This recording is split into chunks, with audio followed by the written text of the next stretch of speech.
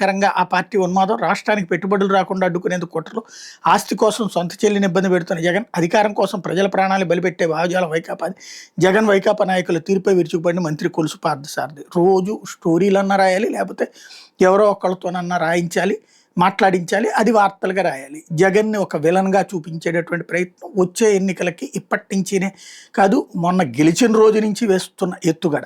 లేకపోతే ప్రధాని మోడీకి ట్రంప్ ఫోన్ అంటూ పశ్చిమాసియాలో ఇరాన్తో శాంతి చర్చలు విఫలమైన నేపథ్యంలో అమెరికా అధ్యక్షుడు డొనాల్డ్ ట్రంప్ మంగళవారం భారత ప్రధాని మోడీకి ఫోన్ చేసి మాట్లాడారు.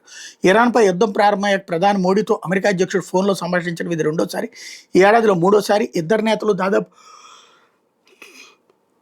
40 నిమిషాల పాటు సంభాషించినట్టు సమాచారం. పశ్చిమాసియాలో పరిస్థితులు, హార్ముజ్ జలసంధిని తెరవడం, భారత్ అమెరికాల మధ్య ద్వైపాక్షిక సహకారం, మరికొన్ని రోజుల్లో రెండు దేశాల మధ్య కుదరనున్న కీలక ఒప్పందాలు తదితరాలపై ప్రధానంగా చర్చించినట్టు ప్రధాని మోడీ ఎక్స్ వేదికగా వెల్లడించారు అన్నటువంటి వార్తని హైలైట్ చేశారు. లేకపోతే సిల్వర్ డివిడెండ్, వృద్ధులు యువత మధ్య వారధి, పదవి విరమణ పొందిన 50,000 మందితో ఏర్పాటు, పెద్దల అనుభవం రాష్ట్ర అభివృద్ధికి ఉపయోగపడేలా ప్రభుత్వ ప్రణాళిక, వృద్ధుల అనుభవం జ్ఞానం సమాజ అభివృద్ధికి ఉపయోగపడేలా చేయాలంటే రాష్ట్ర ప్రభుత్వ ప్రణాళిక, వారి ఆరోగ్య రక్షణకు ప్రాధాన్యం ఇస్తూనే సమాజానికి వారి అనుభవాలు పంచాలని సిల్వర్ డివిడెండ్ కార్యక్రమాన్ని రూపొందిస్తుంది.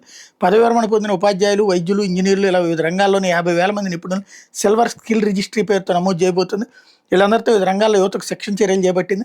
రాష్ట్రంలో 1 కోటి మందికి పైగా వృద్ధులు ఉన్నారు. అనారోగ్య సమస్యలతో ఇళ్లకే పరిమితమైన వాళ్ళు మినహా మిగతా వారి సేవలు ఉపయోగించుకోవాలన్నది ప్రభుత్వ ఆలోచన. వివిధ రంగాల్లో నిపుణులైన వారిని పాఠశాలలో, ప్రభుత్వ కార్యాలయాల్లో, సామాజిక సంస్థల్లో మార్గదర్శకాలుగా నియమించబోతుంది.